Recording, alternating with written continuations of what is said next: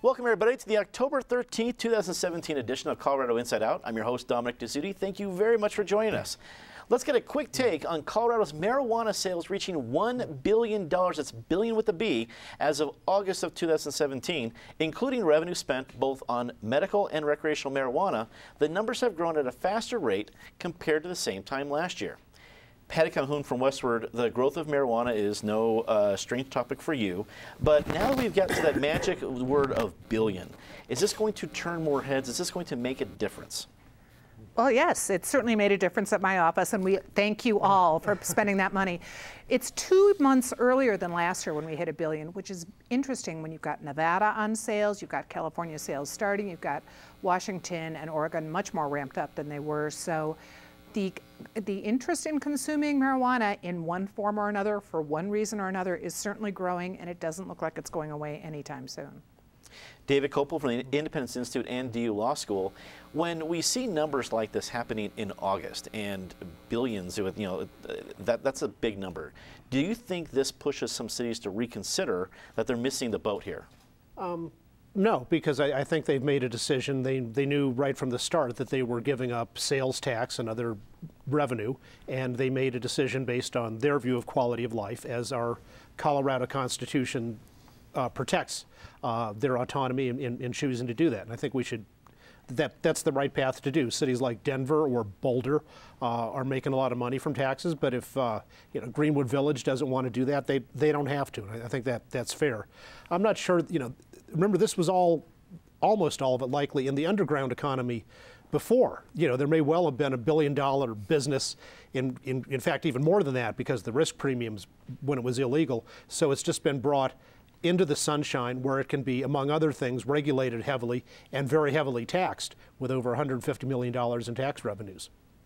Eric Sonnon, political analyst. When you see headlines like this, maybe the cities may not reconsider here in Colorado. I can understand that. But does it get other attention in states that are not among the 33 who've already legalized some form of marijuana, saying, that's a lot of money? I think it might. I think it has hit a tipping point when you have 33 states. There'll always be some outliers that all 17 are not going to follow, but some more will follow. I track a direct correlation between this billion-dollar news and the upgrades we've seen in Patty's wardrobe, the black sweater I hear about a week ago and whatever. I think there's a direct correlation there. I mean, real quickly, I think there are three things driving here. One is Colorado's population is growing. There are more consumers here. Two, the demographics of that population are changing. Again, more consumers. And three, it is that tipping point. It is an economic boon to the state. There is no question. Whether it is a public health boon, time will tell, and that verdict will not be in for some time. Penfield Tate rounds out the panel, attorney with QTAC Rock, also a longtime state lawmaker. Is a headline like this a major win for the industry? I think it is, but the major win is not the headline, it's the subtitle, which is $162 million in sales tax revenues and receipts to local governments. That's the real headline, and that's the real story. The other thing that this story, I think, is going to drive is, to Eric's point about 33 states having legalized in some fashion, not all 17 will follow, but enough of the 17 will follow. We're reaching the point where it's going to compel the federal government to take a different look at this. We're no longer going to be able to be a country where the federal government treats it as a Schedule I narcotic and a federal offense, and 33 plus states have legalized some fashion of marijuana consumption. It's just not going to last any longer. So Jeff Sessions is going to have to find something else to rant and rave about, but I think this battle is just about done. The Colorado Office of Economic Development and International Trade has finalized its list of proposed locations for internet giant Amazon to consider for new headquarters. The undisclosed list of 8 Denver metro area locations will be submitted for final approval on October 16th, creating mixed feelings among residents and business owners. Patty, this is a big deal. I think maybe Denver in a different time would be really, really excited. I've always loved your example of Denver being the Sally Field of cities, really wanting people to like us. But it's almost like now we're getting a little too many people liking us, and folks are pretty. They're not as excited as I would expect it for this idea, this whole proposal. What's your take? Well, and according to city boosters and state boosters, we want people to like us so much that we're willing to pay them to like us. That hasn't gone away. And I think that's the biggest issue that's coming up with Amazon. If Amazon, which says they want kind of the size of their Seattle campus, the feel of their Seattle campus, Colorado would be Denver would be a natural. They wouldn't even care that we have pot. Remember when that was going to be a big problem? No one would want to come here because of pot. If they just wanted to come here for our mountains and our nice people and our good lifestyle and our sun, which they don't have, that would be fine. But I think people who are looking at incredible rent, housing prices going up, traffic, I was stuck on I-25 for an hour yesterday at 3 o'clock, and you're like, that should not be happening. They look at this and they're like, do we really need to pay someone? Pay them $10 million and God knows how much more to come here. Do we need to do that, or can we just get it on our own? It's interesting, San Antonio's already opted out of this beauty pageant. And remember, it's a beauty pageant where the contestants must bribe the judges. They've opted out. We'll see what other cities opt out. But when you go out and talk to people about this outside, say, of boardrooms and the Chamber of Commerce and City Council, people are mad. They do not want Amazon to be paid to come here. David, I think we know where you might be going on this analysis, but are you surprised by the general reaction so far that speaks to some of the points you've made in the past about rolling out the red carpet, so to speak? Well, red carpet is just a nice little ceremonial thing. It's like when you're paying people to walk on it, it becomes even worse. But even without the welfare aspect, you know, where the people's slogan of who are trying to do this is come to Colorado and so you can go on welfare. Even without the corporate welfare aspect to it, I don't want them to come. As Patty said, housing prices are making it next to impossible for people, you know, buying their first home in Denver to actually be able to afford a home. This will make it all the worse. Our economy is doing fine without them. And part of the reason we have a good economy and a good quality of life in Colorado is people can go to the mountains and enjoy the outdoors, and I think that improves their character in all kinds of ways. And already that system is so overstrained with the incredible traffic jams that exist on I-70. 50,000 more people is just going to make that all the worse. So instead of live in Colorado and recreate in the mountains, it's going to be like living in San Francisco, where maybe there's a lot of good stuff nearby, but you can't ever get to it because the city's so full of traffic jams. And besides that, our Constitution outlaws corporate welfare. I know the courts don't enforce it, and most elected officials don't care about their oaths to the Constitution, but they ought to, and the people ought to stand up for our Constitution and say no corporate welfare for any business. I'm really happy we got all the way back to the Constitution part. I was kind of counting on that kind of connection. That's good. Eric, Denverites, even people in Colorado, getting angry about growth and actually not wanting something to happen. Does it seem like history repeating itself? It is history repeating itself. I've not seen an issue, that catalyzes quite this quickly, and where you cannot divide people by the typical dividing lines. This is not left and right, Democrat and Republican, old, young. I mean, I think the sensitivity out there crosses all those lines. I have not seen an issue in a very long time, Dominic, where there is such a disconnect between what I call elite opinion, boardroom opinion, high government level opinion, that is, you know, wetting itself over the prospect of getting Amazon here, and broader public opinion, which is very leery and very dubious of this proposition. In terms of history, You know, some of us are dating ourselves at this table, but it sure smacks to me a lot like 1972, or really 1970, 2 years in advance of 1972, when all the powers that be, governor on down, Chamber of Commerce leader, etc., were wedding themselves and bringing the Winter Olympics to Colorado. And then it got petitioned on by an aspiring young politician, Dick Lamb, who became my mentor, more importantly, became the 12-year governor of this state, who led an effort, put it on the ballot, and the voters resoundingly said thanks, but no thanks. Whether this will follow that path, I don't know, but if there is subsidy involved, as clearly there is that potential that voters could be heard from. There is a disconnect here. Ultimately, Amazon, I don't know what Jeff Bezos and the other people in the executive suite of Amazon are thinking, but I think there is a school of thought that they need to make not just an economic decision, but almost a national, call it patriotic decision.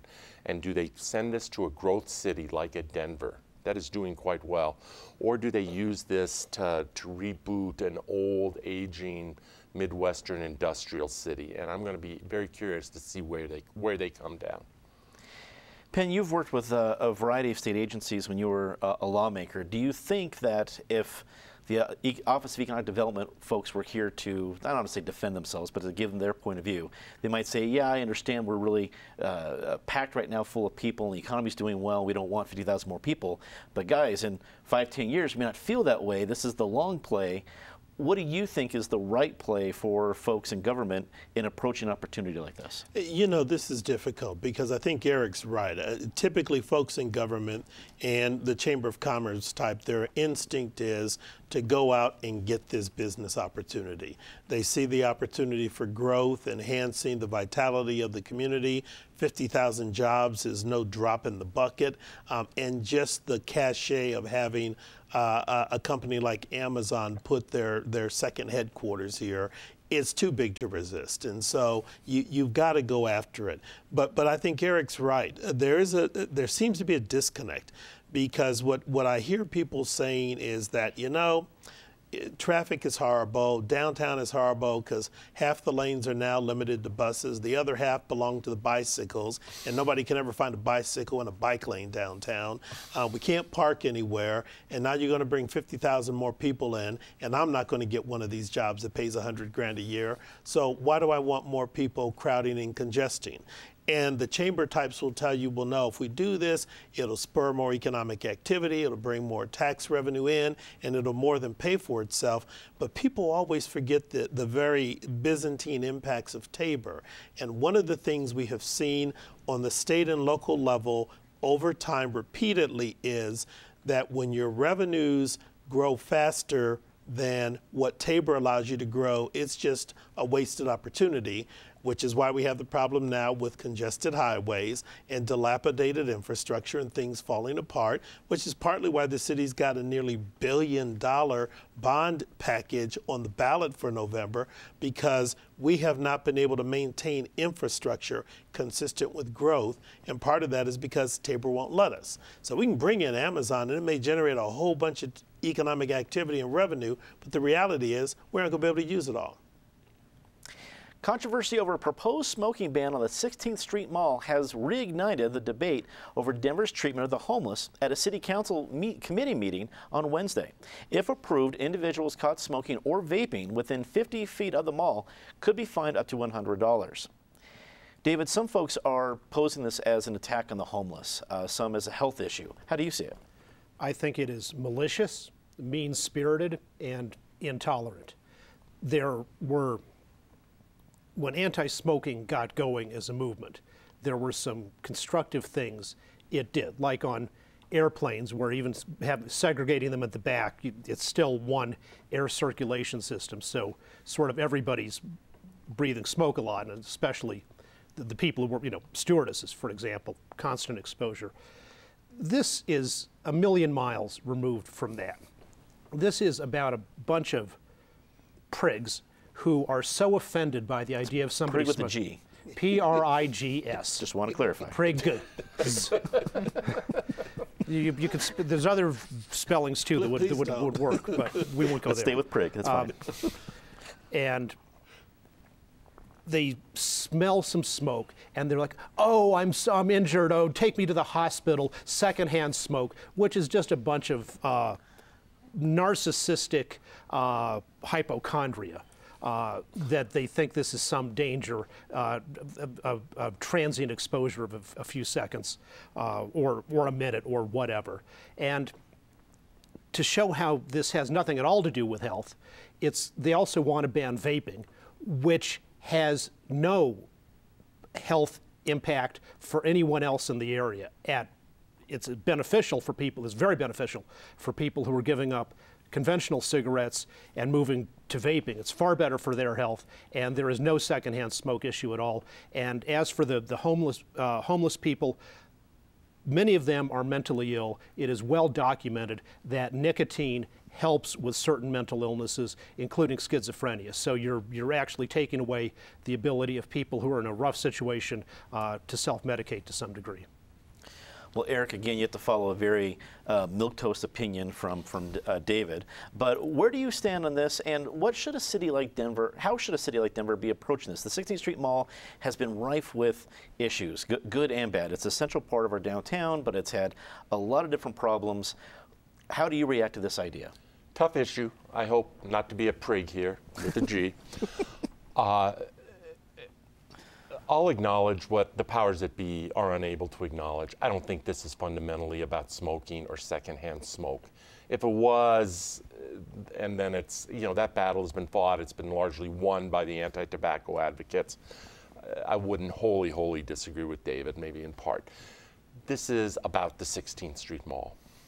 And I will defend that the city and the citizens of Denver and the taxpayers of Denver and the people who are the economic engine of Denver have a right and almost a duty to be concerned about that mall. It is the goose that lays the golden egg. A city needs a vibrant, attractive, welcoming, hospitable urban core, urban center. The mall has become anything but that. I have to believe that this is one small part of a strategy to clean up the mall. You're not going to drive the homeless traffic out of downtown, but it's 50 feet. You can go 50 feet.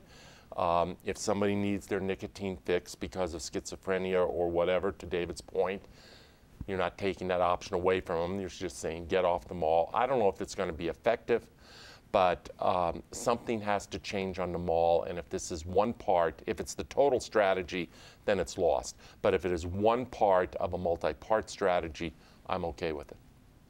Penn, if City Council President Albus Brooks was the one who proposed this, if he called you up for advice, pursue it, change it, drop it, what's your advice? I'd say drop it. I'd say that I agree with you wholeheartedly because I agree with Eric. I think this goes to his point, and I've talked about this before. The 16th Street Mall has fallen into disrepair and it's got problems. I think the city's made some correct steps by increasing the law enforcement security presence. That's helped. And it needs sort of a beautification push. More lighting, better lighting, some landscaping, some plants, and some other things. There needs to be a concerted plan put in place to reinvigorate the mall. I like when they have stopped the shuttles from running in the summer when they did, I think, one day a month, and they'd have more vendors on the street and food vendors. That was a good idea. It got you out of your office building. You go to the mall and buy something from a food truck. But this banning smoking or trying to fix the mall with the pretext of banning smoking is problematic. And one other thing, when I first heard this and I saw they included vaping, my thought was, is City Council still trying to push back over the legalization of marijuana? Is that what this is about? And I couldn't understand if that's really, as a city council, how you feel. Why did you allow dispensaries to open up on the 16th Street Mall? Why didn't you just say you can put dispensaries in other places but not near schools and not on the 16th Street Mall? I don't understand. There's a disconnect that doesn't make sense to me. Patty, we talked about the mall a lot on this show. Is this the right idea to try to beautify the 16th Street Mall? No, if you want to beautify the 16th Street Mall, you ban ugly people, and then you hire pretty people to walk up and down the mall. You ban the really bad souvenir stores, and bring in nice stores that are full of local goods. I mean, there are a lot of things I'd like to see on the mall, and I think the bigger problems. The problem is not the smoking.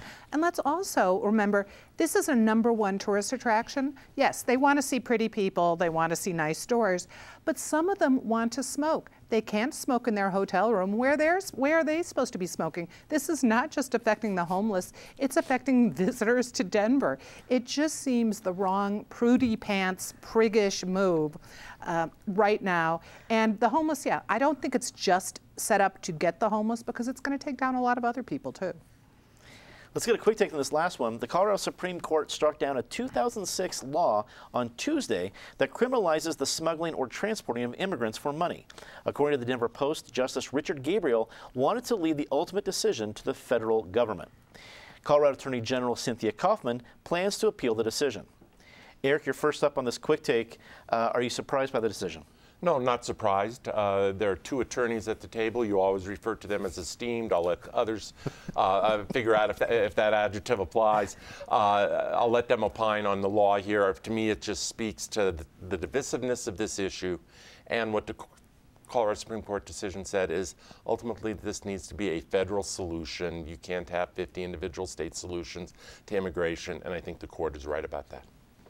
Penn, as Eric alluded to, you're one of our two esteemed, I'll hold to that, esteemed attorneys at the table. Your thoughts? I think he's questioning David and my esteem, but I will simply say I get how the judge came here, particularly in light of the fact that Donald Trump has made immigration, undocumented immigration, a big issue. What I think is most interesting is Cynthia Kaufman's decision to challenge the decision based on the federal preemption rationale that the judge laid down, which is going to put her at odds with the Donald Trump administration. We'll see what happens. Patty, your thoughts on this striking down of a law that's 11 years old? Yeah, but it seemed like a good decision coming down from Judge Gabriel, and it matches what some of the federal judges are coming with now. This is clearly a federal decision. We've got DACA maybe getting pushed back, the decision by Trump giving Congress a little more time to deal with it, deal with immigration in general. It's going to all happen at the federal level. David, our other esteemed lawyer, your thoughts? Well, whether federal law preempts state laws when the federal government when Congress has not passed something saying we want to preempt is a very intricate question, which is why this was a 4-3 decision. There are good arguments on both sides, and Attorney General Kaufman's job is to defend Colorado laws just about no matter what. So when it is 4-3, it is plausible for her to give it a shot in the U.S. Supreme Court. Let's get to our favorite part of the show, Disgrace of the Week. And as always, Ms. Calhoun, please start us off. Well, apparently it was the black sweater I wore last week on this show. Whoever didn't like that sweater, donate $100 to Channel 12, and I will give you the lovely sweater. A very kind way, a kind response to that thought. But that is not all. So since David's back, I can be shallow. You remember in the mid-'80s when no one wanted to come to Denver. No one wanted to come here. No Amazon, no nothing. And there was a TV show. The only thing booming in Denver was oil, according to Dynasty, the primetime soap opera. Dynasty, which wasn't even filmed here. Dynasty is now come back, and to add insult to injury, it's no longer even set in Denver. It's set in Atlanta. So let's hope those who want to lure Amazon here don't realize that even Dynasty doesn't want to be here anymore. David. Dr. Garen Wintemute is one of the top researchers on guns in the United States and takes a generally pro-control position. And a new study by him in the journal Injury Prevention looked at whether Colorado's background check law, the Bloomberg law from 2013, actually increased the number of background checks, which it did not. And the law is a failure because of course, it is so badly written, it's almost impossible for people to comply with it, even if they wanted to. Instead of toadying to Bloomberg and the White House, the legislature would have done a better job of taking more time to write a law that can actually function. Eric. Well, it'd be easy to say Harvey Weinstein. but to me, it goes well beyond him as an individual, despicable and all the rest. But there are a whole lot of A-list Hollywood celebrities who, to my thinking, willfully looked away when the evidence was all around them, the jokes were being read at Oscar ceremonies, etc. And whether it's Matt Damon or Meryl Streep or George Clooney or a long list, I think there was not just ignorance, but willful ignorance on their part, and they need to answer for that. Penn. I could say the second Equifax hack, but I won't get into that this week. We'll wait and see what we hear. But Jeff Payne, the former Salt Lake City police officer who was finally fired for his role in arresting very brutally a nurse who was trying to stop him from violating federal law and drawing blood from an unconscious patient. Time to say something nice about somebody? Patty? Confluence Park, just up the Platte from where another Amazon site by the Pepsi Center and the Elitch's, that's one of the proposals. But the Confluence Park is reopening on Saturday after a long makeover. It's great, and they have promised they are putting back up the plaque that has Thomas Hornsby Farrell's Two Rivers poem, which is a great poem if you've never read it. David. The U.S. Department of Justice, for a change, taking the side of justice by intervening in court cases to support the rights, free speech rights of college students. Eric. Denver Public Schools, they still have a long way to go, and there's no questioning that, but the results, test results, and maybe there's too much emphasis on them, but the results announced yesterday were a high water mark for Denver, shows the district is going in the right direction as opposed to the wrong direction. All the critics out there might want to question how their position squares with the numbers we just saw yesterday. Penn. 17-year-old Isaac Martin, a local kid who's sort of a taekwondo prodigy, who's been teaching littler kids taekwondo, is battling leukemia. And he's now in Children's Hospital, and wish him Godspeed and hopefully a full recovery. Hopefully he'll put his fighting expertise to good use against leukemia. Given his taekwondo prowess, I wouldn't bet against him. That's all the time we have for this edition of Colorado Inside Out. I want to remind you of last week's big announcement. As you know, we've been celebrating our 25th season all year. Well, we've put together a documentary about Colorado Inside Out, and it will broadcast 2 weeks from tonight on October 27th at 7 p.m. But we're also putting together a live event with our partners at the Alamo Drafthouse in Sloan's Lake on Thursday, October 26th at 6 p.m. Seating is very limited, but you are invited to join us. Tickets are $12 each and can be purchased at drafthouse.com or at cpt12.org. For everyone here at CPT12, I'm Dominic Dezzutti. Thanks for watching. Good night.